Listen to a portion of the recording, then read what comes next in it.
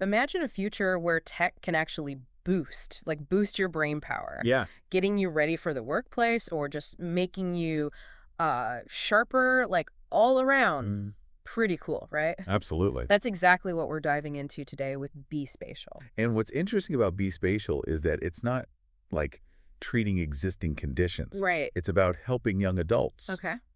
So those aged 16 to 21 Gotcha. develop their cognitive skills to, succeed. Interesting. Yeah. We've got a whole stack of sources here. Oh, wow. Reports, proposals, research on gamification, Mm-hmm. and even design guidelines. Okay, so it's like a comprehensive look. Yeah. Okay. Our mission is to figure out what B-Spatial really does, Right. how it works, but also does it live up to all the hype, Yeah. Does it deliver? especially for young people facing extra challenges. Absolutely. Yeah. So B-Spatial is a preclinical gaming platform. Okay. So think of it as brain training, not a clinical tool. It's all about building those core cognitive skills like working memory, spatial awareness, and handling a heavy mental workload. Okay, so it's like a gym for your brain.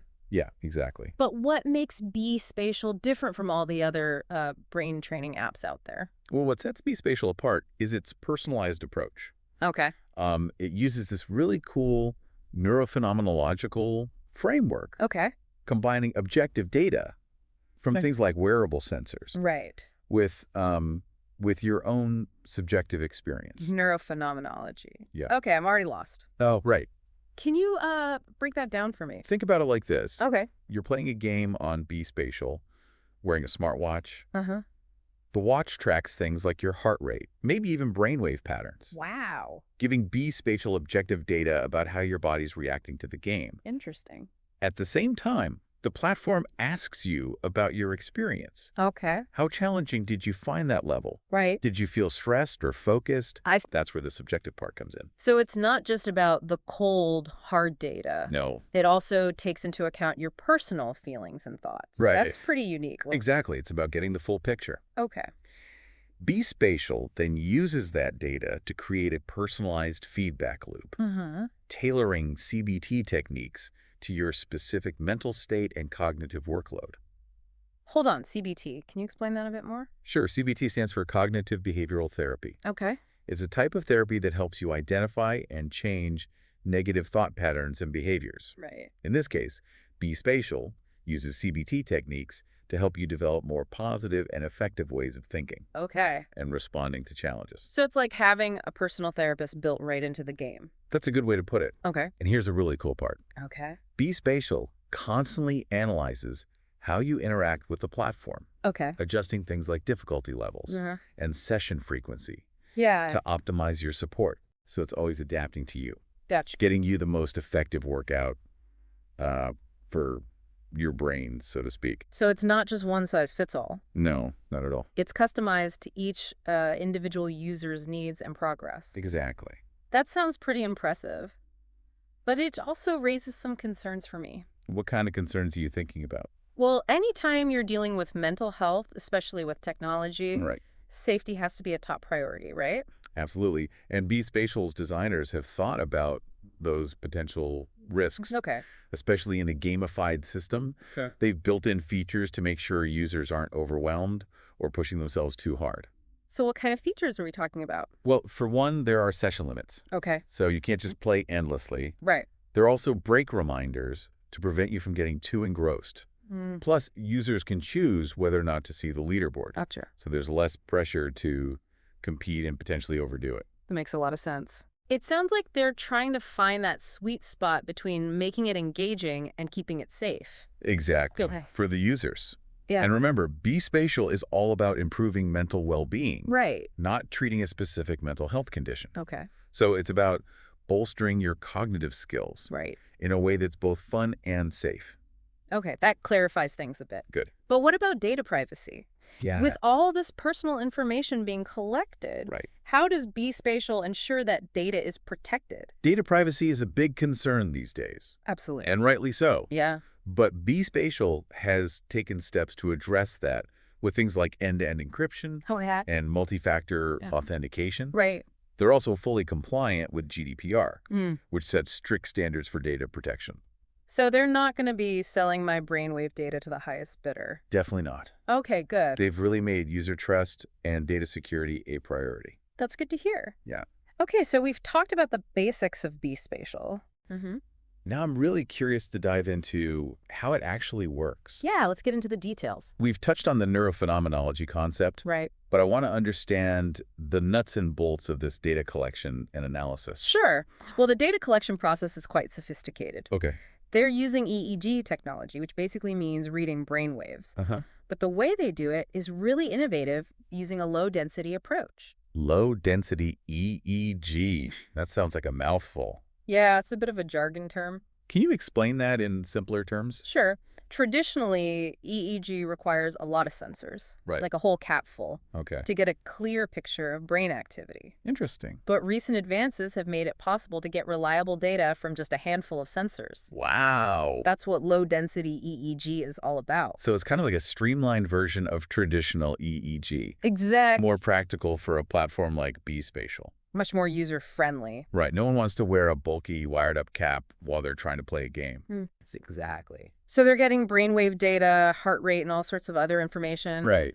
But how do they make sense of it all? How do they translate those signals into something meaningful? Well, that's where the power of machine learning comes in. Yep. They use algorithms to analyze all that data and identify patterns that humans might miss. So it's not just about collecting data. No. It's about making sense of it and using it to personalize the experience for each user. Exactly. It's all about personalization. This is getting really interesting, but I feel like we've barely scratched the surface. We've only just begun to dive into the world of B-Spatial. Yeah. There's so much more to explore. Well, before we get too far ahead of ourselves, Okay. let's take a step back and talk about the potential impact of B-Spatial. Right. We've talked about its potential to help individuals, but what about its impact on society as a whole? Yeah, the bigger picture. Could this be a game changer for things like education, Possibly. healthcare, Definitely. even the economy?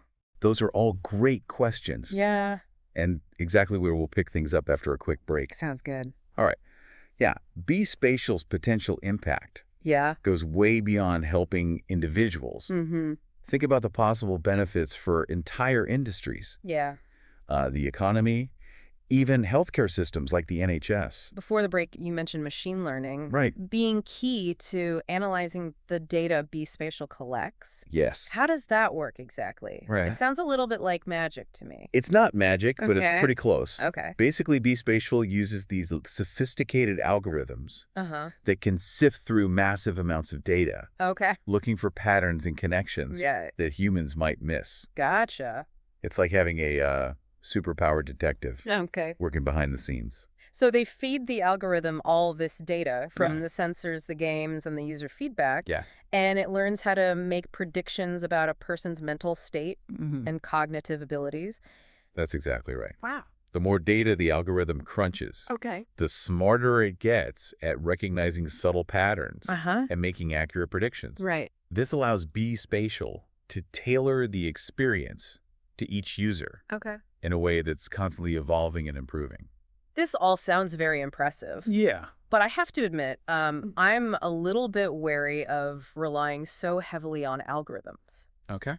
I mean, algorithms can be biased, right? You're raising a really important point. Yeah. Algorithm bias is a real concern. Right. And it's something that the developers of B-Spatial are very aware of. Oh. They're working hard to ensure that their algorithms are fair and unbiased. Right. And they're constantly monitoring them for any signs of bias. So they're not just letting the algorithms run wild? No, not at all. They're actively involved in making sure they're being used responsibly. Absolutely. Okay, that's good. They have a team of experts who are constantly evaluating the algorithms Okay. and making adjustments as needed. Gotcha. They're also committed to transparency. So users will be informed about how the algorithms are being used Right. and what data is being collected. That's reassuring. Yeah. I feel like we could talk for hours about the ethical considerations of using algorithms in this way. Oh, absolutely. But I want to shift gears a bit Okay. and talk about the potential benefits of B-Spatial. Right. You mentioned the NHS earlier. Yes. How could this platform potentially help a healthcare system like the NHS? Well, the NHS like many healthcare systems around the world, is facing a growing mental health crisis. Right, yeah. Demand for services is outstripping resources, Wow. leading to long waiting lists and limited access to care. It's a huge problem. It is. Yeah. B-Spatial could offer a way to provide early intervention and preventative care. So instead of waiting for people to develop serious mental health issues, Right. we could use B-Spatial to identify those who are at risk. Exactly. And provide them with support before they reach a crisis point. Precisely. Interesting. By analyzing brainwave patterns, Okay. gameplay behavior, and self-reported experiences, Right.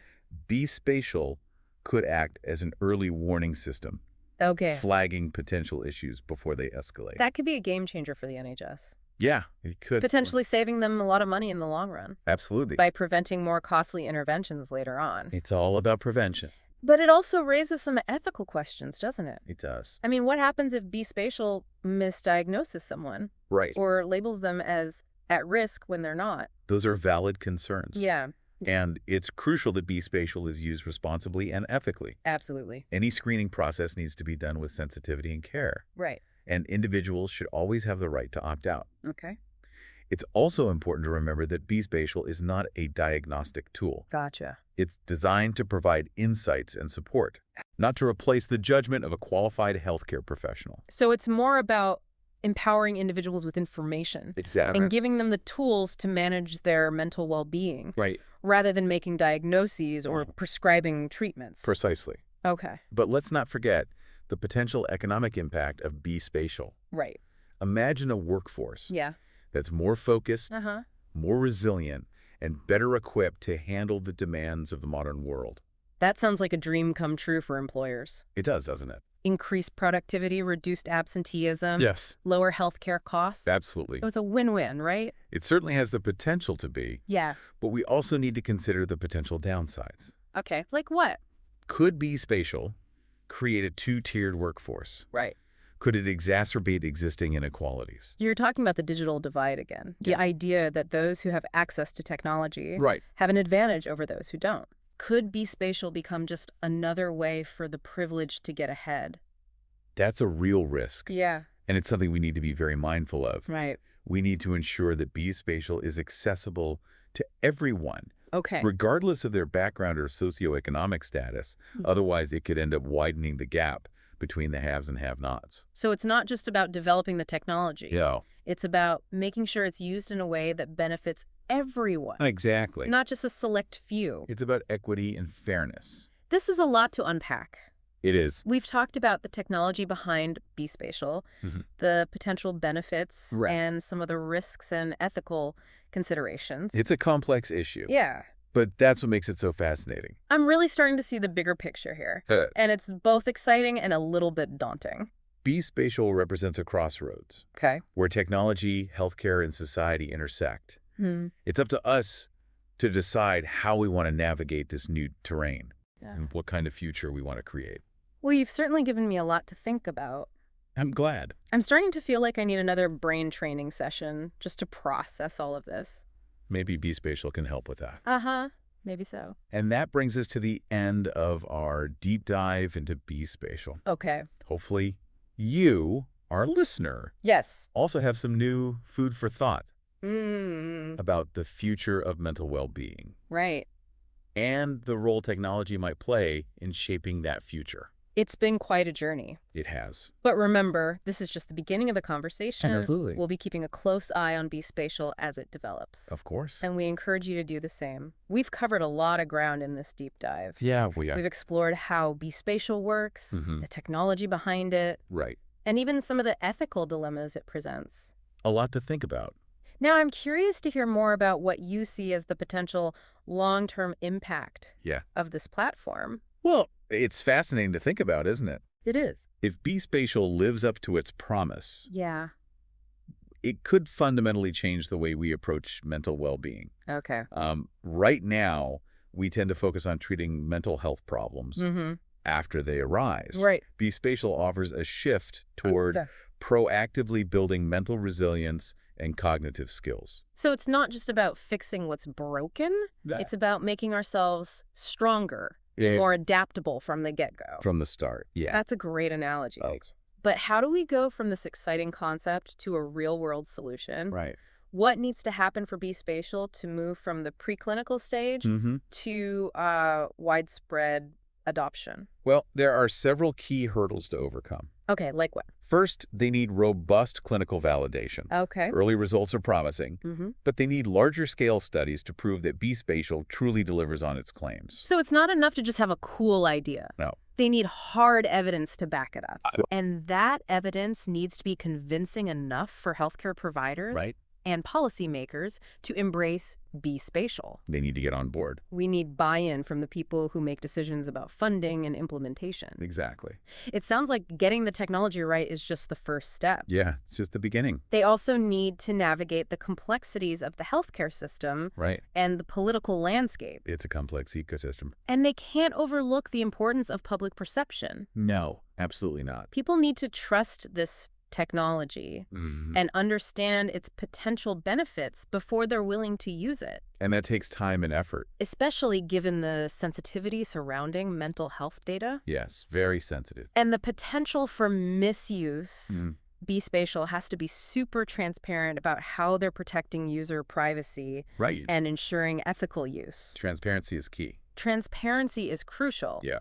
But they also need to be proactive in addressing potential inequalities. Absolutely. They need to ensure that B-Spatial is accessible to everyone. To everyone, yeah. Not just those with the resources to afford it. Equity of access is essential. That's a key point. Yeah. If B-Spatial becomes a must-have for success in the workplace or education, we could see a widening of the gap between those who have access and those who don't. It's a valid concern. You've talked about the digital divide. But imagine a cognitive divide. Where those with access to brain-boosting technology pull further ahead. Yeah, it's a potential downside. That's a sobering thought. It is. It highlights the importance of thinking about B-Spatial not just as a product, but as a tool for social good. Exactly. And that means being intentional about distribution, affordability, and education. It all needs careful consideration. It's about making sure everyone has the opportunity to benefit from this technology. Yeah, that's the goal. This deep dive has really opened my eyes to the potential of B-Spatial. I'm glad to hear that. But also to the responsibility that comes with it. Absolutely. It's exciting to think about a future where we can all tap into our cognitive potential, but we need to make sure that future is inclusive and equitable. We can't just assume technology will solve all our problems. We need to be thoughtful about how we develop and deploy it. Yeah. Considering the ethical implications every step of the way. So it's not just about whether we can do something. No. But whether we should.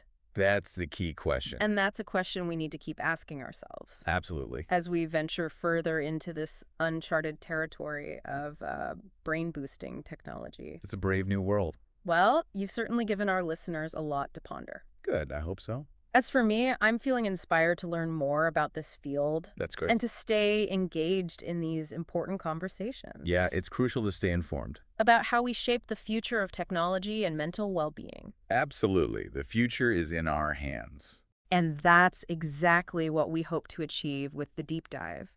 To spark your curiosity. Yes. And empower you to explore these complex issues. With a critical and informed perspective. Knowledge is power. We've reached the end of our deep dive into B-Spatial. It's been a fascinating journey. It has been. I've enjoyed our conversation. Me too. And we hope you've enjoyed it as much as we have. Yeah, thanks for listening, everyone. Until next time, keep those minds sharp and those questions coming.